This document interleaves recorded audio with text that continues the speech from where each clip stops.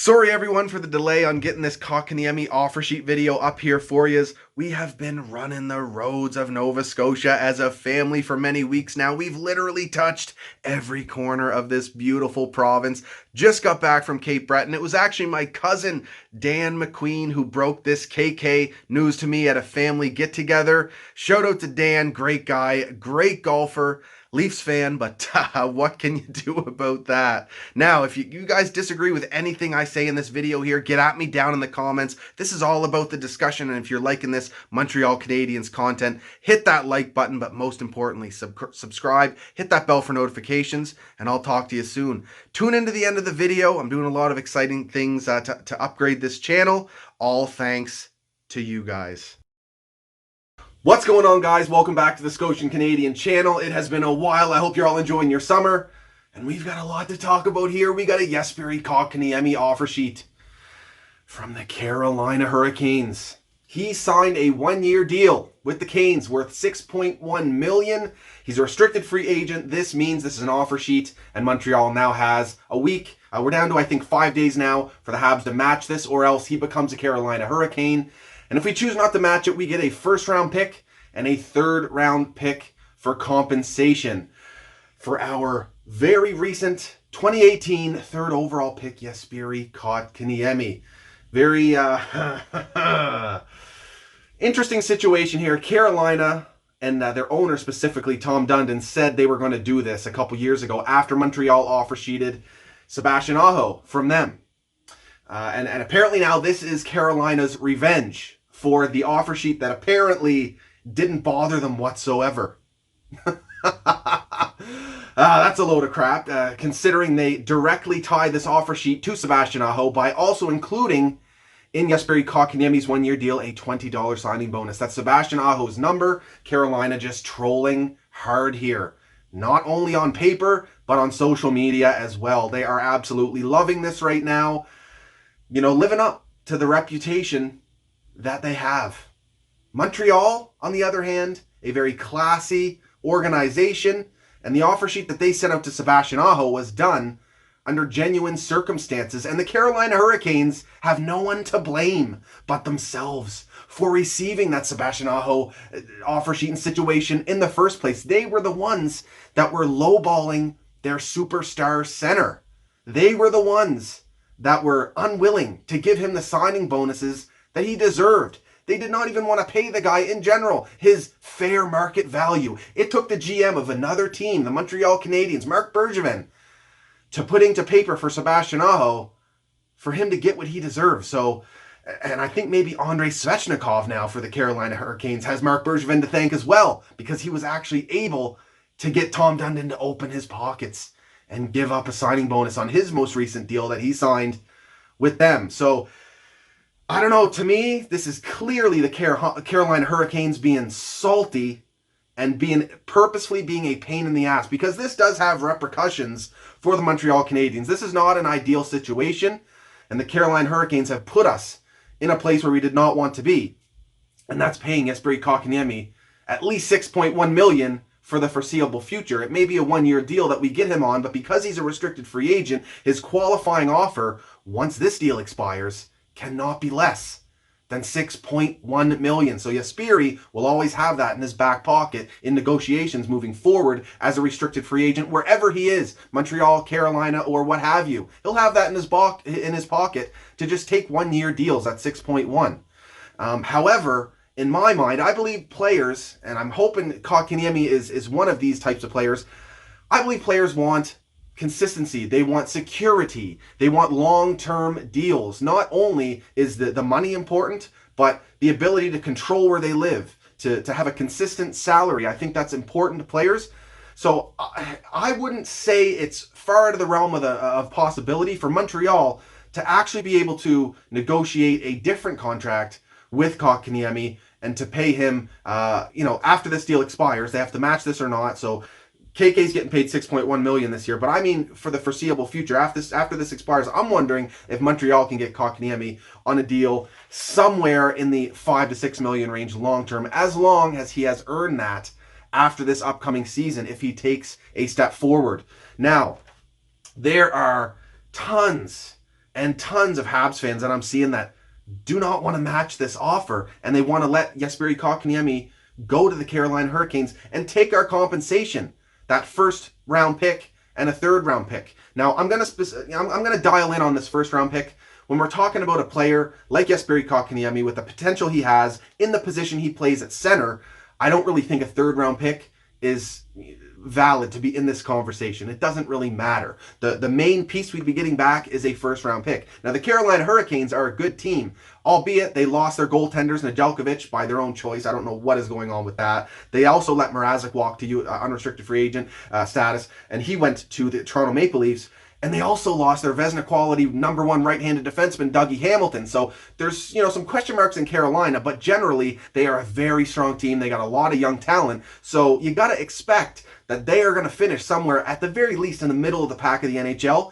But very well, they could be up towards the top of the league. What if they go on a playoff run? That pick, that first round pick, could be mid-round or even late round. So if we do not match this Jesperi Kotkaniemi offer sheet, he goes to Carolina, what do we end up with? Potentially a late first round prospect eventually that becomes a long-term project?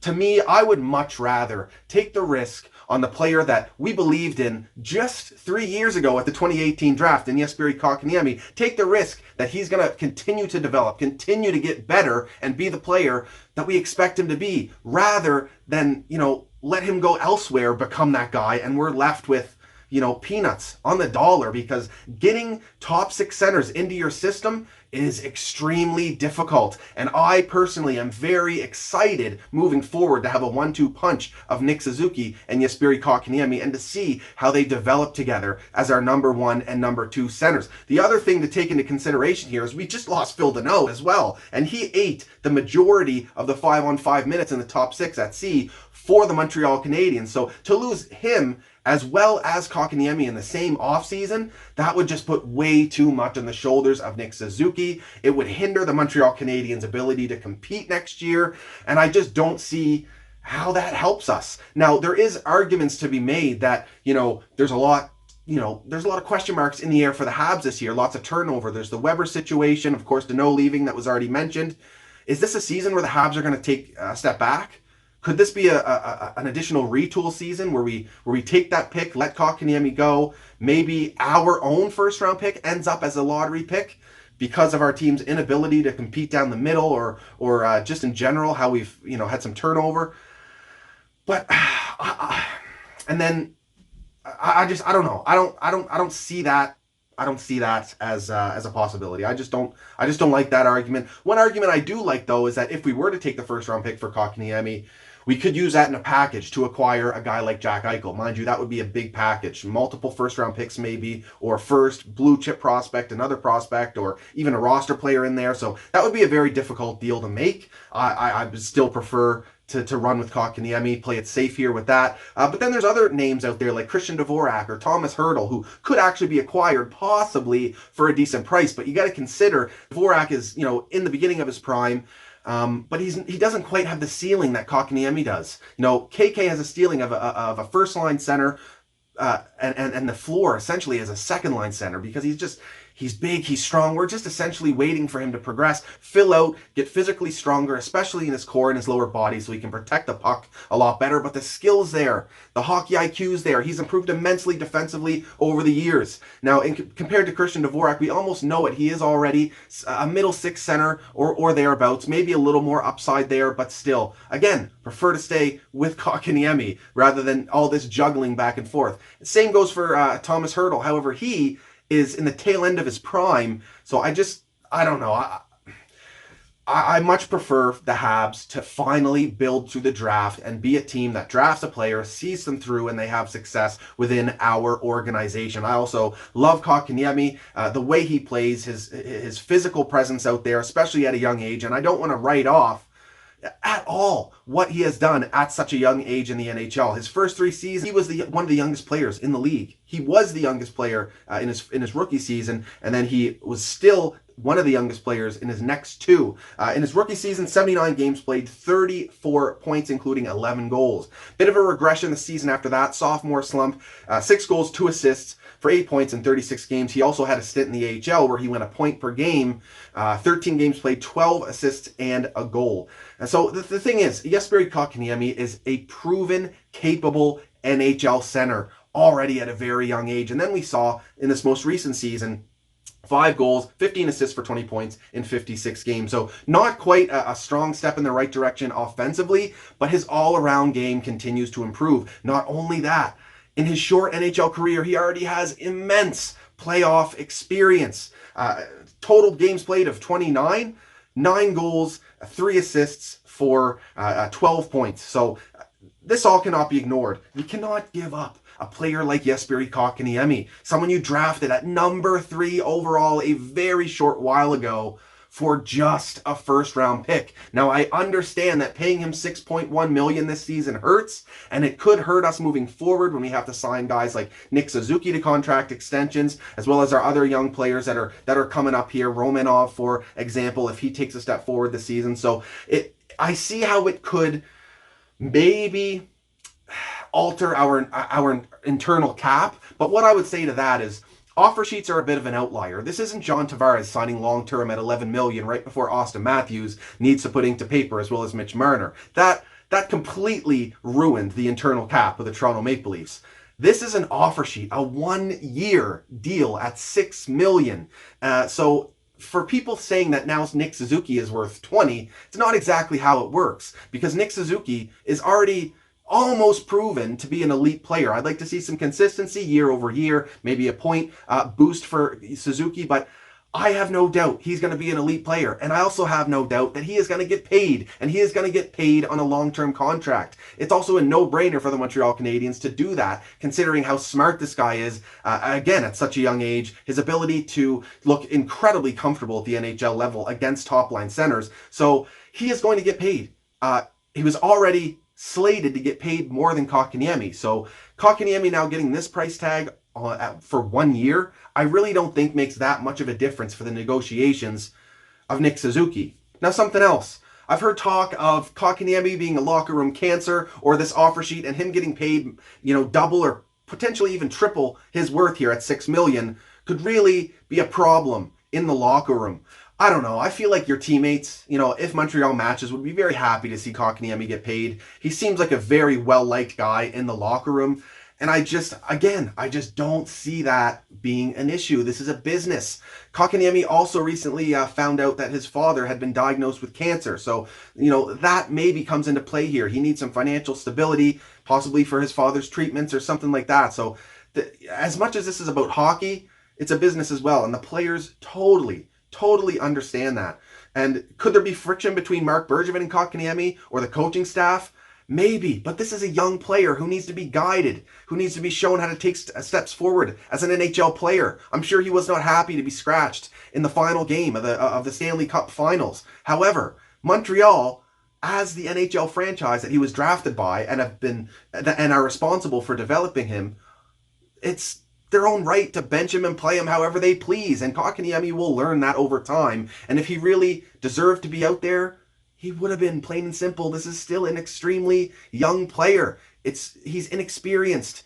It's just the way it goes. And as much as I love him, it's just the reality. Now, the big thing for me is just we would be shooting ourselves in the foot and regretting this big time if we see Kotkaniemi go to Carolina and absolutely take off, like we've seen other recent third overall picks go off, like a Draisaitl. I'm not making that comparison, but sometimes it takes a few years for that offensive point production to get up there. You get comfortable with the physicality, playing against men in the NHL at the highest level, and then once you get that extreme comfort level, sky's the limit. If you have that ability, and I believe in Kotkaniemi, and I think all Montreal Canadiens fans absolutely should as well. So all in all, I really think this is just Jesperi Kotkaniemi's agent doing the best for his player. Now, in terms of the Carolina Hurricanes, I personally think this is just a huge marketing ploy for them to get eyes on them in the time of a season when no one's really paying attention to hockey and definitely not paying attention to the Carolina Hurricanes. I also think it's kind of funny that a team that essentially relies on the Montreal Canadiens to even exist. This is a small market team that struggles financially, and they rely on revenue sharing from teams like the Canadiens, the Rangers, the Leafs, the Bruins. They rely on that to survive. And do they really want to poke the bear here? I do not think it's the Carolina Hurricanes in the driver's seat. Montreal's offer to Sebastian Aho was done under the pretenses of a genuine hockey move. The Carolina Hurricanes did not want to pay their player. Montreal saw that opportunity to pay a player and bring him in who deserved it, and they did that. It ultimately did not work, but this offer sheet for Kotkaniemi now proves that Marc Bergevin was onto something with his offer sheet, because Tom Dundon clearly still is not happy about it. And the thing is, does he not realize that the Canadiens are still a powerhouse financially and can easily screw him over if he wants to play games with us like this?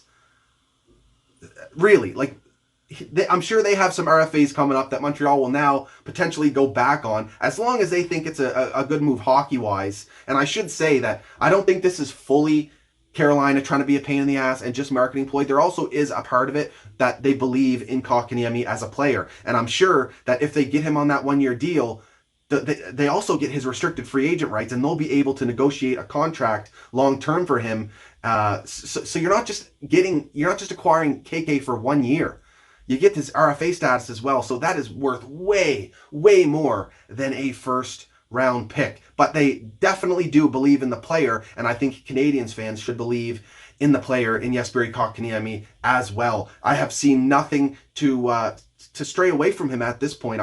Again, what he's done at such a young age is wildly impressive at the NHL level, and I'm expecting a breakout season. If it's not this year, then definitely the year after. KK, especially once he's in his prime, give it 5 years. The guy's going to be an absolute physical presence. He just needs that strength, like I mentioned, to be able to protect the puck and power through players to really get his offensive game going. I mean, the playmaking is just lethal, tape-to-tape passes, and in his defense, he hasn't had Montreal's greatest wingers over the last couple of years. So I am looking forward, as long as we match this sheet, to see what he does in a top six role for the Montreal Canadiens. So yes, I believe the Habs are going to match this. I believe it's a no-brainer to match this. I believe it's extremely poor asset management if you do not match this. I also think it is just Bush League hockey management, what Tom Dundon, as the owner, is now choosing to do, forcing his GM's hand to make a move like this. It's just greasy. It's one thing if you were, if it was all under the genuine want to bring in a player like Kotkaniemi, but I personally do not think it's that. This is a revenge tour for Tom Dundon, who did not like getting his ego checked by Marc Bergevin. Plain and simple. Guys, let me know what you think down in the comments. We'll have to wait and see, and I'll talk to you guys after this week is up, or if the offer sheet gets matched sooner than that. Cheers, guys. Go Habs, go, baby! Woo!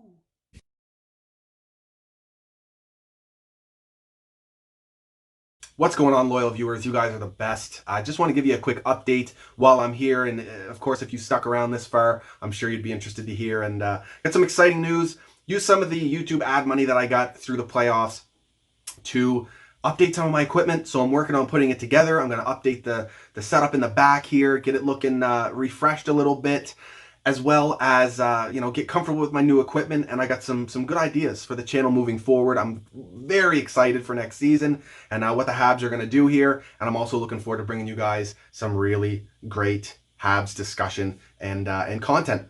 Thank you for sticking around. Make sure to hit that like and subscribe button if you're enjoying what I'm putting together here. Cheers, guys.